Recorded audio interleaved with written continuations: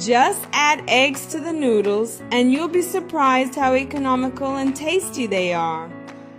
Put 250 grams of pasta in a pan of hot water.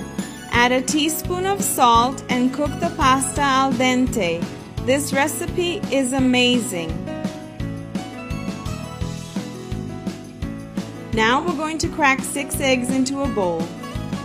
And tell me if you already know this recipe. Next, add salt to taste, black pepper to taste, and beat very well until the mixture is smooth. Set aside. Our pasta is already cooked and we're going to drain the water. Once this is done, add the pasta to a bowl. Add a tablespoon of butter and mix until the butter has melted. Here at home, everyone loves this recipe and they always ask me to make more. The result is incredible. Set aside and let's move on to the next part. Take 100 grams of bacon and cut it into small pieces. Then fry the bacon.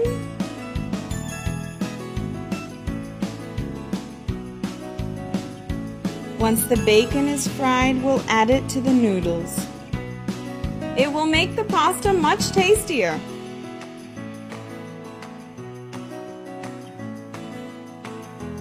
Now add 100 grams of grated Parmesan cheese. Once that's done, let's take the beaten eggs we set aside and add them to the pasta and keep stirring to combine the ingredients. This recipe is so simple and delicious there's nothing left over. Next, add a tablespoon of butter to a frying pan. Let the butter melt and spread it around the pan. Once that's done, add the egg noodles. I'll arrange it here in the pan. I'll cover the pan over a low heat and let it cook for 15 minutes.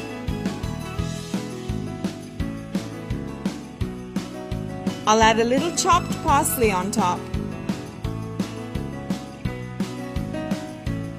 And then some grated Parmesan cheese. And we can serve this delight.